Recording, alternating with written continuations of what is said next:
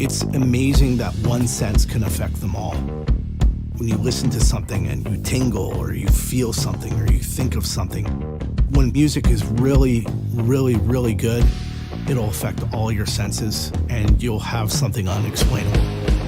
My name is Brendan Duffey. I'm a mixing and mastering engineer and occasionally a music producer. And we're here at my studio, Brendan Duffey Audio, in beautiful Jupiter, Florida. As far as mixing and mastering and Atmos go, I've worked with Sheryl Crow to Bruce Dickinson to Kendrick Lamar, Milton Nascimento, have a very eclectic group of clients. It does suck you in. There is a part of music that's sort of all-encompassing in your life because as a role of an audio engineer, you also get to sort of be a part of large creative processes that can take you to a magnitude you never expected. That is a drug that can be very dangerous for time. You'll never leave the four walls, you know? Music's just always been something I've connected with. It was always sort of mine in my family. Everybody just appreciated music. I wanted to work with it. I really think my career took a different path. I stopped looking at the internet. I stopped listening to references and I started just doing it my way myself because then you're in your own creative bubble and you're not trying to integrate ideas that aren't yours.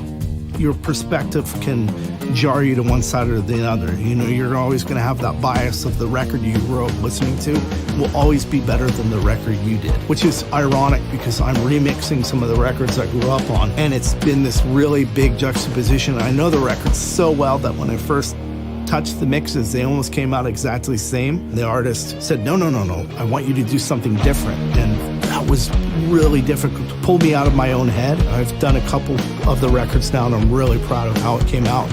When picking gear for mastering or mixing, I'm looking for something that one is easy to use. It's not over complex. The ergonomics, the layout is easy. I can do it with my eyes closed. Sound-wise, as many options as possible. If you're going to invest a lot of money in something like the iron, which is worth every penny because with all the options that are laid out in that specific way, you have like 20 or 30 different types of compressors. And a lot of the equipment I use from SPL is like that. The PASIC is something I use on everything. And I just like it because it's my close my eyes EQ. I can click stuff and the way it's laid out in the circular format is just very easy to use and there's no mystery to the device. It gets what I want.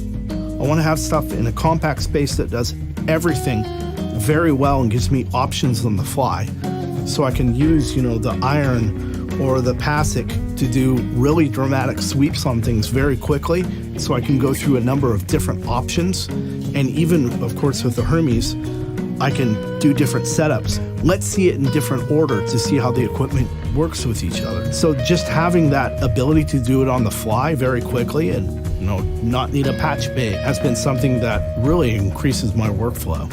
The PASIC I'll use in tracking too. Instead of high pass filter, I'll use the shelving, add a little air to vocals or, some 4K bite to guitars. The PQ, I think, is the mother lode of EQs. It's one of the originals. Everything's automated on it. The most powerful EQ ever made. Each band has a specific way it affects low end or high end. So the first band is really good for very puffy low end. The second band is very good for punch. And the high end on it is just brilliant. And you can really push it because it's got so much headroom and it's super quiet. It's just a beautiful piece of machinery that I don't think will ever leave my rack. You have 5 bands of parametric EQ. If you can't do it with that, you probably need to recall the mix. So I have the Mercury, one of my favorite options for D to A coming out. I love the fact that you can switch it for the DBFS.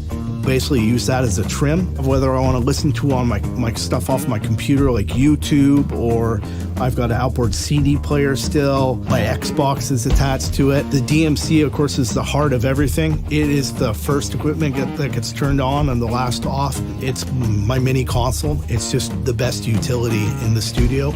It does pretty much everything I need. Headphones, has output for metering, has every control. And of course, it interfaces with my MC16, which is great for, I do a lot of Atmos mixing and mastering. So of course that's an easy integration, gives me great monitor control. And my beloved routing system, the Hermes, gets used every day, whether it be mixing or mastering or tracking. It's always on. Every day I use SPL. There's not a single day that I am not turning on the SPL gear to use it. I have had some of this gear for over a decade. Whatever I'm doing, I'm pretty much using the SPL gear. It's the gear I love.